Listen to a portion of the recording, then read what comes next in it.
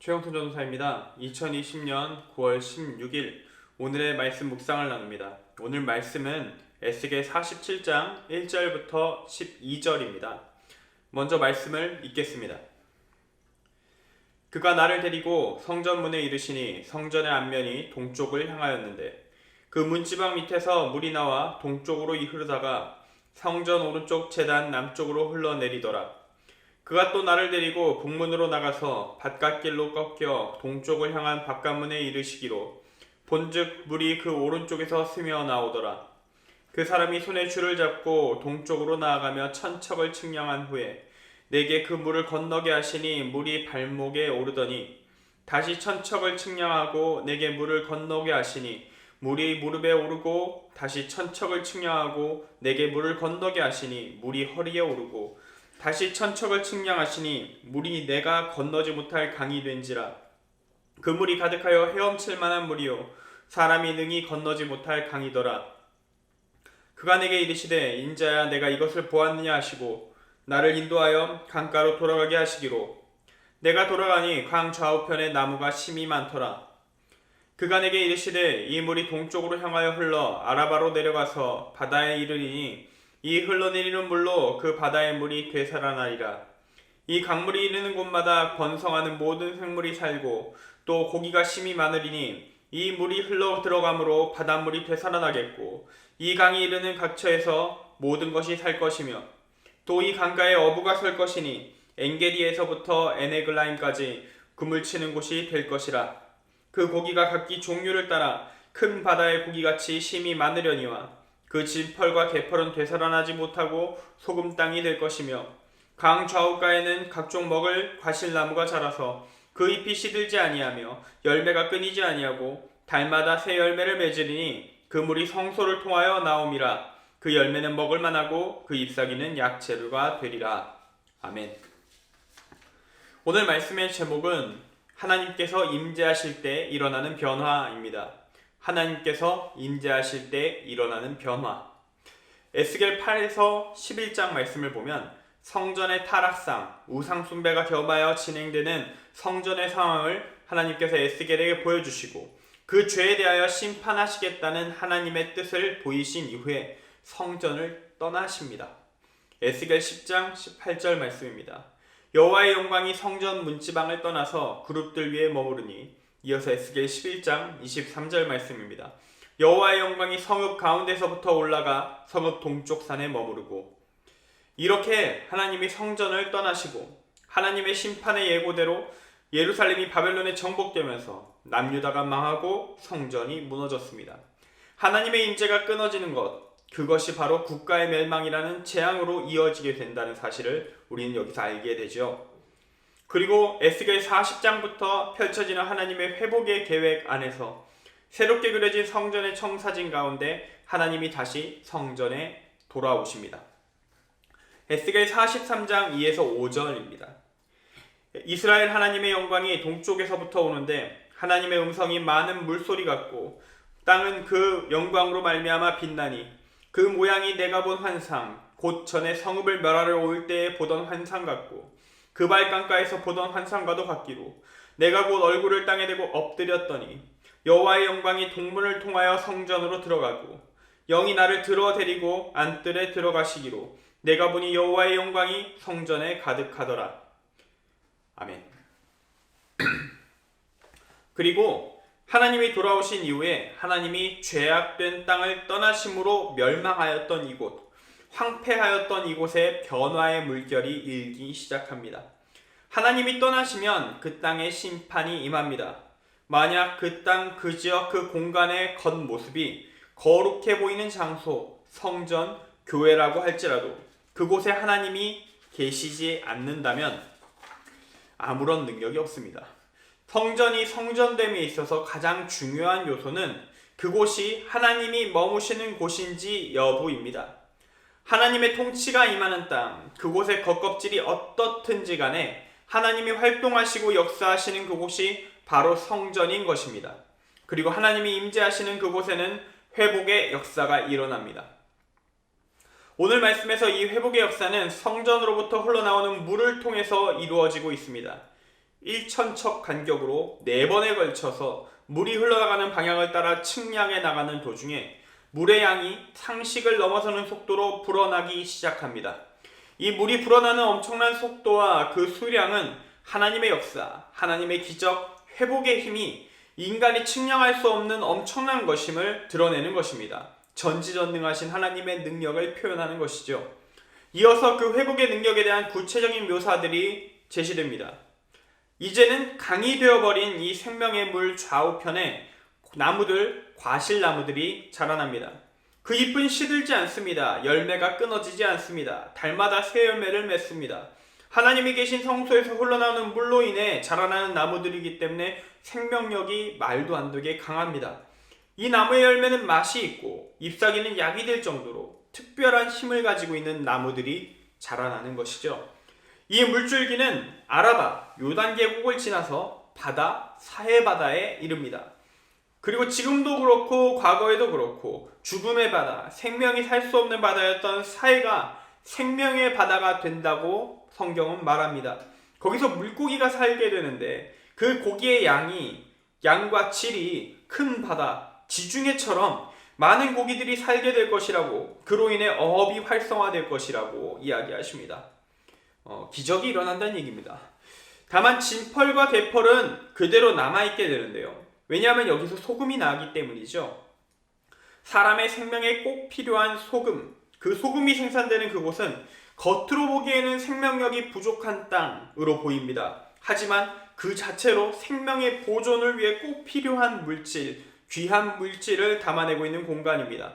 이런 공간은 굳이 변화될 필요가 없지요. 변화시키지 않으십니다. 그대로 남아있는 것이 좋기에 하나님은 변화하지 않도록 내버려 두십니다. 이제 말씀을 정리합니다. 오늘 말씀의 제목은 하나님께서 임재하실 때 일어나는 변화였습니다. 오늘 말씀은 하나님께서 이스라엘 백성 가운데 머물기를 거절하셨을 때 말을 실수했습니다. 하나님께서 이스라엘 백성 가운데 머물기를 거절하셨을 때 그들이 경험하게 되었던 심판, 그 고통과 하나님이 이스라엘 백성 가운데로 돌아오셨을 때 일어나게 되는 회복의 역사, 그 둘을 대비시키고 있다고 볼 수 있습니다. 현재 만국의 백성이 되어서 고통당하고 있는 이스라엘 백성에게 자신들이 저지른 죄악을 회개하고 다시 회복의 길을 선택하여 돌아왔을 때 경험하게 될 회복의 역사가 인간의 상식과 세계의 한계를 초월하는 형태임을 약속하는 말씀입니다. 그런 형태일 것이라고 약속하는 말씀인 것이죠. 이 말씀을 읽고 묵상하면서 우리의 현실을 되돌아보면 우리가 알게 되는 진리가 있습니다. 그것은 무엇이냐? 고난 속에 있을 때 우리가 절대 놓지 말아야 하는 것, 희망을 놓지 말아야 된다는 것입니다. 우리는 전지전능하신 하나님을 믿습니다. 정말로 그러한 믿음을 가지고 있다면 그리스도인에게 절망이라는 것은 있을 수 없는 일입니다. 하나님이 일하시기만 하면 모든 것이 해결될 수 있습니다. 오늘 말씀처럼 불가능이 가능케 되는 역사를 볼 수 있는 것이죠.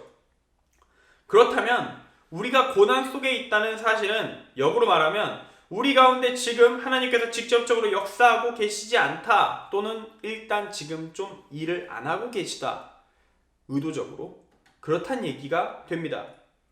물론 하나님은 그런 상황 속에서도 우리를 돌봐주고 계십니다. 우리가 방치되어 있다고 느낄 때에도 하나님은 우리를 신경 쓰고 계시죠. 타락한 이스라엘 백성들 가운데서 성전 밖으로 떠나버리셨을 그때에도 하나님은 이스라엘 백성을 돌보셨습니다. 사랑의 매로 말이죠. 사랑의 매로 채찍으로 돌보셨습니다. 심판으로 돌보셨습니다. 그래도 사랑하니까 매라도 되신 것입니다. 그냥 방치하고 다 망하도록 둘 수도 있는데 심판이라도 하시는 것은 되돌리기 위함이거든요. 그렇다면 우리가 고난 중에 할 일은 정해져 있는 것입니다. 우리가 에스겔서 말씀을 쭉 보면서 깨닫게 된 사실이 있죠. 그것은 바로 하나님께서 고난 중에 원하시는 것은 나 자신을 되돌아보는 것이라는 것입니다. 이스라엘 백성은 솔직하게 자기 자신을 되돌아보는 순간 하나님 앞에서 들락이 없는 상황에 놓였습니다. 회개하거나 자기 쇠뇌를 통해서 진실을 부정하고 하나님께 대들거나 둘 중 하나의 상황만이 이들이 선택할 수 있는 것이었습니다. 물론 우리는 성경을 통해서 욥의 케이스와 같은 경우가 있다는 걸 압니다. 이건 조금 다릅니다. 욥은 성경이 공인하는, 그리고 하나님이 공인하시는 죄 없이 고난당한 케이스입니다. 그런데 그럼에도 불구하고 하나님이 그 고난을 승인하신 이유는 남아 있습니다. 그저 순종을 넘어서 그냥 복종하고 있는, 무릎 꿇고만 있는 그러한 신앙에 멈춰있던 욥을 하나님과 사랑의 관계를 맺는 신앙, 자신의 목소리를 하나님께 낼 수 있는 신앙, 인과응보를 넘어서 사랑과 자유, 하나님과의 관계를 이루는 서로 사랑의 신앙으로 발전시키고자 하는 하나님의 계획이 그 안에 있었지요. 그게 이유였던 것입니다. 에스겔서에서 확인되는 이스라엘 백성처럼 회개해야 하는 상황이든 욥처럼 한 단계 더 나아갈, 발전할 필요가 있는 상황이든 간에 어느 쪽이든 분명한 것이 있습니다. 그것은 바로 하나님이 고난을 허락하시거나 또는 고난을 주시는 데는 이유가 있다는 것입니다. 이러한 관점에서 우리를 되돌아본다면 어떠한 답을 얻게 될까요? 회개할 것을 발견할 수 있을 것입니다. 그리고 현재의 신앙에 안주해버린 나를 발견할 수도 있을 것입니다. 세상의 빛, 세상의 소금, 그리스도의 편지, 그리스도의 향기, 거룩한 산재물, 예수 그리스도를 따라 십자가를 지고 영문밖 골고다를 향해 나아가는 자, 성경은 그리스도인을 이런 존재로 정의하고 있는데 솔직하게 그런 신앙 꿈도 꾼 적 없고 그저 나의 행복을 위해 신앙을 도구해 왔었던, 교회 다니는 이유 행복하게 살기 위해서지, 딱 그것만 있는 그러한 나를 발견할 수도 있습니다. 우리가 기독교 역사에 남은, 역사 속에 이름을 남긴 신앙의 위인, 일명 성인이라 불릴 정도의 존재일지라도 우리는 회개할 것을 찾아낼 수밖에 없을 것입니다. 아니, 오히려 그 정도로 신앙이 뛰어나다면 더 많이 찾아냅니다. 영적으로 민감하기 때문에 더더욱 자신이 죄인이라는 사실을 실감합니다. 사도 바울처럼 날마다 죽지 않고는 살아갈 수 없는 존재가 됩니다. 그리스도인으로 남기 위해 날마다 자기 자신을 갱신하고 또 갱신하는 존재, 거룩한 산재물로서 살기 위하여, 그러한 존재가 되기 위하여 자기를 하나님 앞에 매 순간 바로 세우는 존재가 되지 않고는 못 배기게 됩니다. 근데 우리가 그런 모습을 보이고 있습니까? 우리의 신앙이 그러합니까? 우리가 주님 앞에서 정말로 솔직해진다면 우리는 회개의 기도를 올리지 않을 수 없을 것입니다. 이해가 되지 않는다면 기도를 하겠죠. 기도하지 않을 수 없을 것입니다. 그리고 기도를 하는 자는 결국 욥과 같은 깨달음이라도 얻게 될 것입니다. 하나님이 왜 나에게 고난을 허락하시는가, 고난을 주시는가, 이유가 있었다라는 사실을, 그 이유의 내용까지 결국 알게 될 것입니다. 그리고 그렇게 기도하고 나서 우리가 할 일은 무엇인가? 다시 일어서는 것입니다. 우리의 하나님, 전지전능하신 하나님을 신뢰하며 다시 일어나 희망을 가지고 기도하는 가운데 깨닫게 된 것, 그리스도인의 온전한 정체성, 그에 합당한 삶을 살기 위하여 힘써 살아가는 것입니다. 고난 속에서도 더욱더 철저히 희망을 가지고 포기하지 않고 나아가는 것입니다. 그렇게 나아가려고 하는 자를 독려하기 위해서 하나님은 오늘 말씀 47장에 초월적인 기적을 보여주셨습니다. 이런 능력이 너희 가운데 일어날 것이라고 말씀하셨습니다. 그리고 사실 우리는 이미 그 능력이 일어났음을 믿고 나아가는 존재입니다. 우리는 그리스도인이라 불리잖아요. 우리가 그리스도인이라 불리는 이유, 그리스도인으로 살아가는 이유, 구원, 부활이 십자가의 길 이후에 이어지는 역사임을 알기에, 예수님이 그 일을 행하셨음을 알기에 우리는 예수를 믿는 자, 그리스도인으로 살아가는 것입니다. 부활, 우리가 믿고 있는 그 부활이라는 것은 오늘 47장 말씀에 나오는 기적들보다 더 강력한 것입니다. 그저 재생이 아니라, 좀 더 많은 능력을 가지는 수준이 아니라 완전한 새 창조, 새로운 존재로의 거듭남을 이야기하는 것이 부활이기 때문이죠. 우리가 믿고 사는 것이 이것입니다. 우리는 그 희망을 믿고 사는 존재, 그 희망의 길을 따르는 존재, 그 길을 나아가는 존재, 예수님을 통해 제시된 그 길을 쫓아가는 존재, 그것이 그러한 그리스도인입니다. 이 희망이 있는 자, 이 믿음이 진짜로 있다면 죽음이 두렵지 않습니다. 두렵지 않아야 합니다. 그런데 우리는 두려워합니다. 죽음이 두렵고 삶의 고난이 괴롭고 어렵습니다. 채워지지 않는 갈급함이 너무나 아픕니다. 그게 우리의 현실이죠. 그러나 그렇다고 해서 그 현실에 머물러 있으면, 쓰러져 있으면 우리는 아무런 변화도 경험하지 못합니다. 그리스도인이 할 일은 결국 하나님이 회복을 일으키실 줄을 믿고 고난 속에서도 끝까지 예수님을 따라 앞으로 가는 것입니다. 우리 믿음의 선조들이 다 그렇게 살았습니다. 그렇게 구원을 받았습니다. 구원의 길은 과거나 지금이나 동일합니다. 순교자들이 걸어간 그 길이 우리가 걸어갈 길과 동일하다는 이야기입니다. 하나님께서 임재하실 때 우리 가운데 일어날 변화, 그 변화를 기대하며 오늘 말씀에서 나오는 놀라운 회복의 역사를, 신약 이후 예수 그리스도께서 보여주신 부활의 역사를 믿으며 그 변화가 끝까지 믿음을 지킨 우리 가운데 일어날 줄 믿으며 나아갈 때 끝내 우리는 이김으로 기적을 경험할 줄 믿습니다.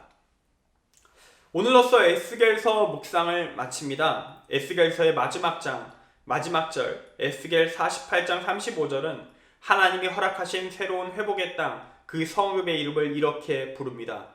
여호와 삼마, 여호와께서 거기 계시다. 우리가 머무는 자리, 그곳에 주님께서 함께 하시는 은혜가 있기를 바랍니다.